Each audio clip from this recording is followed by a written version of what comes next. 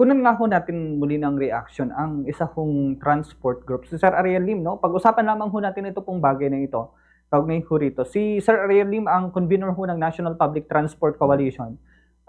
Siyempre, as to issuance ng mga plate number na suspended na nga ho, no, yung pong panguhuli, no, sa mga wala pong plate number na supposedly ipapairal ho yan sa November 1. Yun pong panguhuli sa mga wala pong plate number. Pero ngayon po, suspended daw ho yan.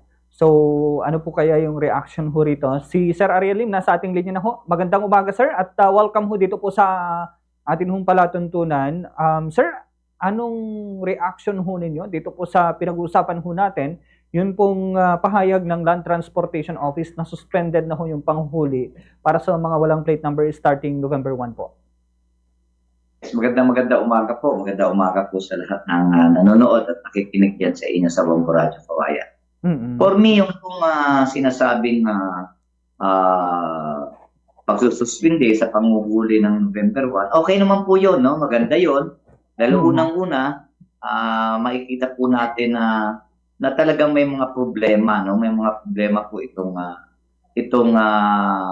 pagkuha natin ng mga plaka, no? Up to this time kasi, ang dapat itong tignan dyan ng ating LTO dahil po dito sa mga korupsyon pa rin, no? Alam nyo, may isa po akong report sa kanila noon, OTR sa LTO mismo, na ito pong mga plaka, nagiging problema po nito yung mga dealer, no? Nang una, kung saan mo binili yung unit mo, supposed to be, dapat po yung mga dealer talaga ang isa sa nag-aasikaso nito, no?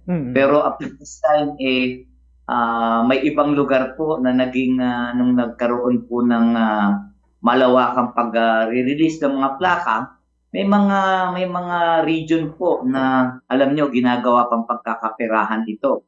Imbis po na ibigay ng libre ito, hinihingan pa po ng 100 hanggang 200 piso bawat isa na i-release na plaka ng mga ibang region, mga kasabwat po yung mga LTO at saka ito pong mga dealer natin, no, ng mga sasakyan. Kaya nga sinasabi ko palagi na ito pong problema na to talaga pong hindi masasawata hanggat po may mga katama tayo rito na mga nasa LTO mismo na kasabwat po ng ating mga dealer. No, kaya po for me talagang dapat pong pag-aralan yan at tugisin muna yung mga sindikato na to na gumagawa ng pagkakaperahan, no? Kaya po tumatagal, kawawa po yung taong bayan, kawawa yung may mga sasakyan na nag-aantay ng plaka nila, na pati po ang pag-release ng plaka ng plate number ginagawa pong pera-pera.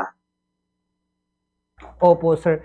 So far ho, sir, no, isa po sa mga gagawin raw ho is review raw ho muna. I-review kung paano po ba, saan po ba nagkakaproblema, bakit may mga hindi pa po na ibibigay ng mga plate numbers. Sa inyo, sir, kung kayo po ang tatanungin, ano po yung may sasuggest ho ninyo para mas mapadali ho yun pong distribution ng mga plate? Kasi, ayun nga ho, yung pong malaking tanong ho dyan, saan po ba pwedeng lumapit yung mga kababayan natin sa LTO ho ba directly or sa mga dealers ho nila? So, on your part, sir, ano po yung nakikita ho ninyo na solusyon po riyan? Isa po yan na sinasabi ko na nga kanina, ngayon lang pagkakabanggit ko sa inyo, kaya po nagkakaproblema, nagtuturuan. Kasi pinahirapan yung tao Unang-una, kaya nang sinabi ko, malinaw po sa investigasyon ko, sa nakita ko, sa isang lugar po, dito pa lang po sa Central Visayas, ganyan na po ang problema, no? May mga plaka po kasi na bago kunin, kinakailangan maglagay ka, no? So, nagtuturoan po ngayon yung dealer at saka yung LTO, sino ba talaga? Kanino ba talaga dapat ma-release? Sa katunayan po, dapat po kasi niyan, pagka bumili ka ng sasakyan mo, simula pa noon, dapat po ang dealer po ang nagbibigay ng plaka kasi sila po ang nagpapasok ng rehistro sa LTO ng kanilang mga unit kung saan po nila binili. No? Pero ang nangyayari po, dahil nga sa nagka-problema, nagkapatong-patong na, ngayon po nagtuturoan na sila. No? Gaya na sinabi ko, paano po magiging maayos ang pag-release ng plaka? Mismo kung sa LTO, hanapin mo, nasaan ang plaka mo, ituturo ka na sa dealer. Pagdating mo sa dealer, ituturo ka na naman sa LTO. So yan po ang dapat unang unahing isipin kung nasan. Pero dapat po ang LTO ang nakakaalam kung nasan na talaga ang plaka. Dahil sila po ang gumagawa niyan at sila ang sa kanila nagmumula yan, dapat po sa LTO mismo. Pero kung ang LTO mismo itinuturo na nasa dealer, ang dealer naman sasabihin nasa LTO at wala naman doon, may problema po talaga sila dito sa bagay na ito. Kaya po, para sa akin, talagang dapat pong ipatawag ng LTO ang lahat ng mga dealer nila. At tignan po yung mga records kung nasaan po talaga yung plaka, kung na-release na ba ito. At minsan po, nagiging problema, yung pong plaka, sa pag-release naman ng LTO, napunta sa ibang dealer.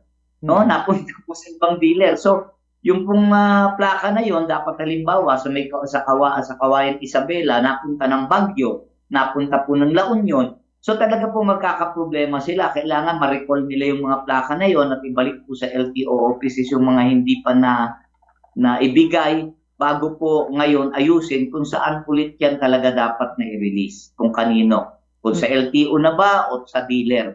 Kasi po para sa akin yung 5-6 na taon po na hindi na i-release yung plaka, talaga pong medyo mabigat po yan. No? Lalong-lalo na kung yung plaka po na-disseminate sa maling dealer po o naibigay po sa ibang lugar.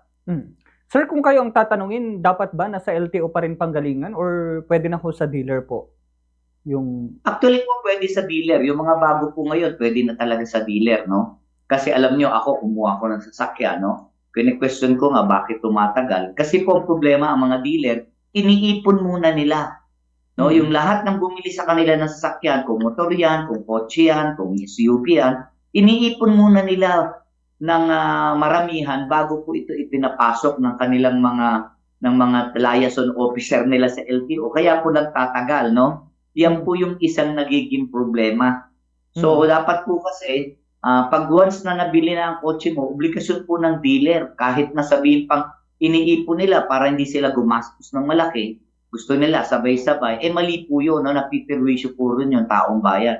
So ito po dapat ang higpitan ng LTO at bigyan ng sanksyon yung mga dealer po kung sakaling ganun pa rin ang ginagawa hanggang ngayon. Kaya nga sinasabi ko, kailangan po talagang upuan ito ng Land Transportation Office and the dealers itself para po once and for all maayos na yung problema na yan.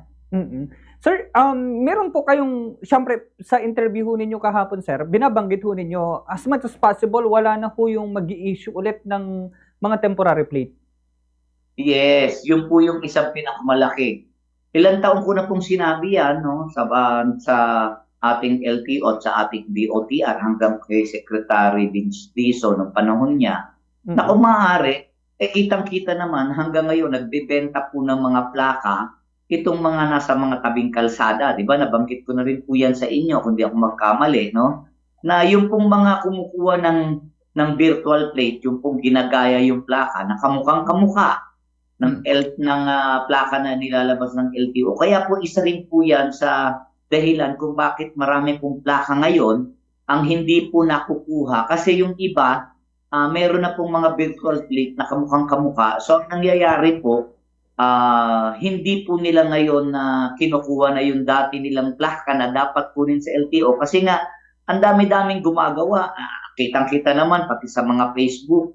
Sinabi ko na nga rin po na dapat hulihin yan at ipagpawal na po yan. No? Unang-una yung naglalagay sa Facebook na halagang 1,500, may plaka kang kamukha. So, isa po yan sa nagkakaroon po ng mga paghirap para pilitin ng LTO kunin yung kanilang mga plaka na nasa kanilang mga opisina. Ikalawa po, yan po ay magiging susi ng mga kriminalidad. No? Unang-una, pwede ka po magpagawa ng plaka, palitan mo yung plaka mo, ibang plaka na, tapos mang-hold up ka o kumbaga gamitin mo sa pagpatay.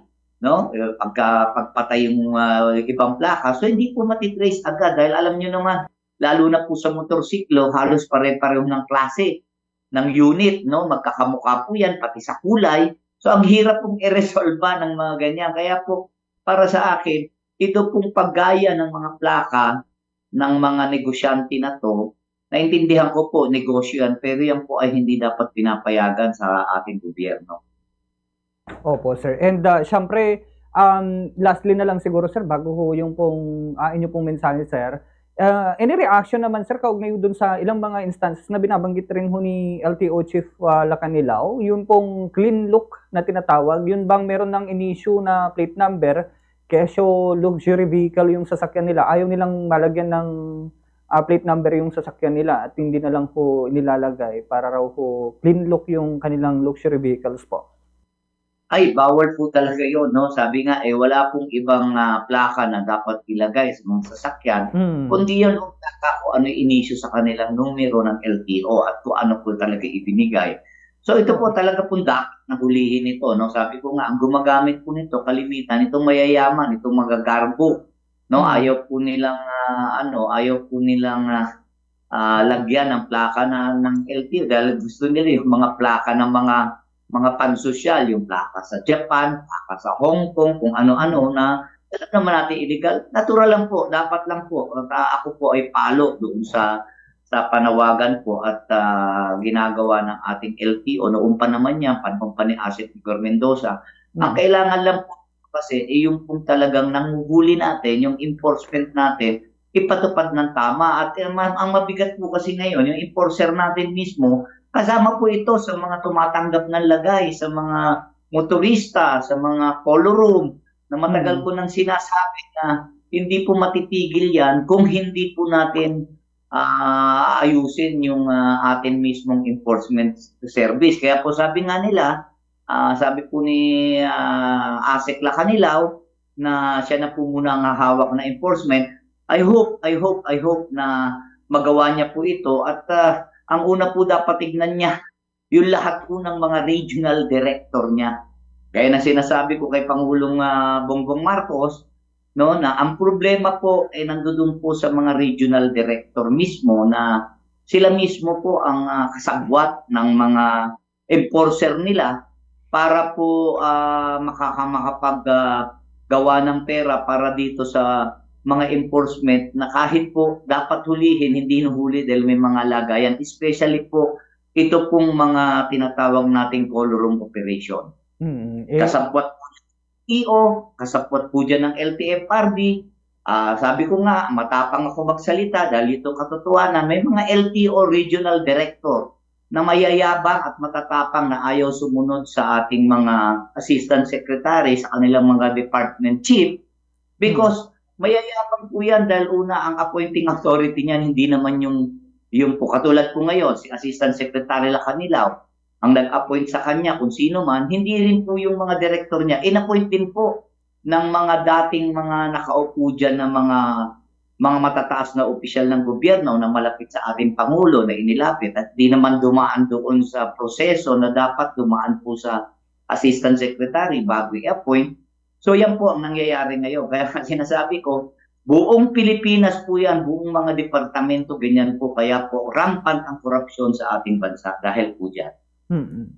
Sir, speaking of, may nababanggit naman itong si Assistant Secretary Lacanilao na sabi niya yung sa director ng Region 2 is na recall sa Metro Manila due to same allegation, yung command responsibility raw po sa mga nahuli sa bribery. Or Alam niyo, po dyan, may awayan ng mga direktor dyan sa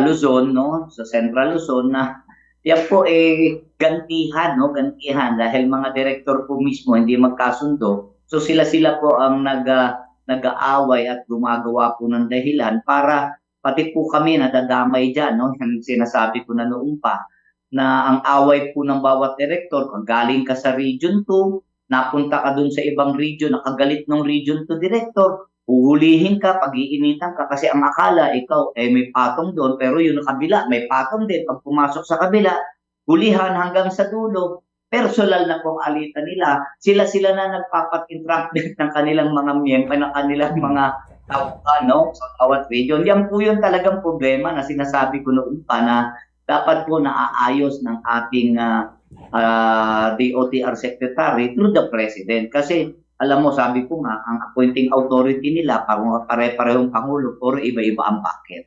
Yan po yung problema na matagal na. Hindi lang po sa LTO yan, kundi sa lahat ng departamento ng ating gobyerno. Sige, sir. Sir, saan nyo nakuha yung information na kagaya niyan, sir? Yung pong binabanggit nyo na parang nagsisiraan or nag-aawayan na ho? Ay, ako po mismo, gaya ng sinasabi ko, ang casualty po kasi diyan mga taong bayan, yung mga motorista, yung, lalo na yung public transport, no? Alam niyo po, gaya ng sinabi ko, trabaho ko po ito hanggang Senado at Kongreso, kaya nagbibigay tayo ng mga input sa Senado at sa Kongreso pag may mga hearing. Dahil hindi naman po tayo pwede magsalita kung hindi natin talaga alam at yung lalim po ng problema ng mga yan. Kaya nga binibigyan na natin ng solusyon sa pamamagitan po ng ating Pangulo mismo at ng mga department na kung maaari, ito po yung mga una nila. No? Gaya na sinabi ko, marami po kaming mga paraan kung paano namin malalaman yung pong kalakaran, yung sa LTFRBs, prangkisa, paano naglalagayan. No? Ako po, sabi ko nga, 41 years in my life bilang isang transport leader at naging transport, rin po ako, government official noon. Hanggang ngayon, talaga pong tuloy-tuloy ang pagsasabi ko na kung gusto nating ayusin po ito, maaayos natin. Pero po dapat, yung nga, po Kervin, yung political will. Sabi ko nga, bago tayong Assistant Secretary sa LTO, at alam ko naman po na gusto niya sigurong baguhin yung sistema, sana naman po, wag madala ng sistema ng korupsyon pa rin sa dulo. Kasi alam nyo, pag matagal ka na dyan sa isang ahensya, nagigipong corrupt na nadadala ng sistema. Nadadala po ng pera-pera na pagdating ng oras. Dahil marami nang lumalapit, marami nakikiusap, marami na po ngayong pinagbibigyan. Kahit po hindi na pagbigyan, yan na po ang nagsisimula yung korupsyon sa ating bansa. Sige po. Sir, maraming salamat po muli sa inyo pong oras ngayon pong umaga, Sir Ariel Lim. At again, magandang umaga po sa inyo, sir. Yes, magandang umaga po at God bless us all. Sana po maayos na natin ating bansa. Sige po. Salamat po, sir. Ang convener ng National Public Transport Coalition, si Sir Ariel Lim. Mga kabombo, may kaugnayan dito po sa usapin, mga kabombo. Reaction ho niya doon po sa naging hakbang ng LTO na suspindihin yung enforcement ng panguhuli, no, doon sa mga wala pong plate number. Oo nga naman, no, kasi when it comes to that, no, alam niyo kasi yung logic ba na nasanay na yung mga tao na wala ko silang plate number for how many years. Tapos ngayon at meron, no, very fast yung mga pangyayari na, oy, meron ng plate number, o kuha na kayo, at sige, kapag hindi kayo kukuha, sa November 1, manghuhuli na kami. 'Di ba? After ng how many years na naghintay ho sila na wala hong plate number, nasanay ho. No, ngayon at meron, gusto mabilisan. So, ibang usapan naman ho yun. Siguro, okay lang kung sakali man na talagang meron na pong enough time, no, para ho maibigay lahat ng mga plate numbers. Pero yung pong November 1, masyado po atang mabilisan yung mga pangyayari. No, sabi nga ho natin, matagal ho na naghintay mga kababayan ho natin. Well, I know yung iba excited na magkaroon ng plate number. Pero for some, no, hindi po nila makuha-kuha kasi yun nga ho, hindi naman po available pa sa mga dealers nila, available pag magpaprocess sa Land Transportation Office. Hindi ko alam kung paano po ba yung ho dyan. Kasi usually, kung naman ho yun Kung ikaw na ho yung may-ari or may hawak sa ORCR, usually, dadalhin mo lang yung pong original ORCR at saka ID, di ba? Makakakuha ka na ng plate number. Sa iyong sariling sikap sa mismong Land Transportation Office, no, hindi mo na kailangan na dumaan sa dealer. Pero for some na wala pa pong hindi pa po nila sarili yung mga sasakyan, encumbered pa, no, madalas pinaprocess na ho yun ng mga dealers, no. So, paano naman kung talagang matagal, mabagal yung processing ng mga dealers? No, wala pa lagpas na November 1, wala pa yung plate number. No, paano pwede bang i-justify na sasabihin, sir, kasanumat ngamin di dealer ko ket kasto nagbayag. No, magbibigay ba ng consideration horoon? 'Di ba? So, mga ganun din po na mga kailangan rin hong pag-aralan din ho muna. 'Di ba? So, anyway, sa mga kabombo ho natin, sa mga listeners and viewers ho natin, sa mga wala pang plate number, siguro take time na mag-secure na rin ho talaga. No, lalong-lalo na kung you can do it on your own naman. No, na hindi na po kailangang dumaan sa mga dealers. Pero in some cases, dealers ho kasi yung pong nagpa-process. Pero sa mga nakalipas, if you remember, LTO to mismong driver na ho yung pong katransact ho nila. 'Di ba? To the point na namamara pa nga po sila sa kalsada para lamang ho mabigyan ng plate number yung ilan sa mga sasakyan, no? Syempre, pwede rin daw pong i-track sa eGov yung pong plate number. Pero yan po siguro yun pong atin hong titignan pa po sa mga susunod. Paano i-track? Ano yun? Hindi naman kaya yan parang, syempre, di ba nga, for some plate numbers, minsan tinatakpan pa yan para hindi for privacy purposes. So ano yun, lalabas yung kanila, yung anong tawag diyan, yun pong name and the plate number ho nila, 'di ba? Anyway, syempre, no, when it comes sa mga wala pa, no, pwede ho ninyong i-track. Pero kung wala pa talaga, kasi may mga instances na wala pa talaga, hindi pa po na-process, no? Yun nga ho, yung binabanggit ho natin kanina, may mga instances na ang katransaction na ho mismo ng LTO, yung mga driver. Sabi ko nga na to the point na nang mamara na ho sila ng mga walang plate number sa kalsada at on the spot, pinaprocess yun pong mga papel ho nila. Na hindi na po necessary na sa mga dealers ho siya pinapadaan. So may mga ganun ho kasing mga instances ho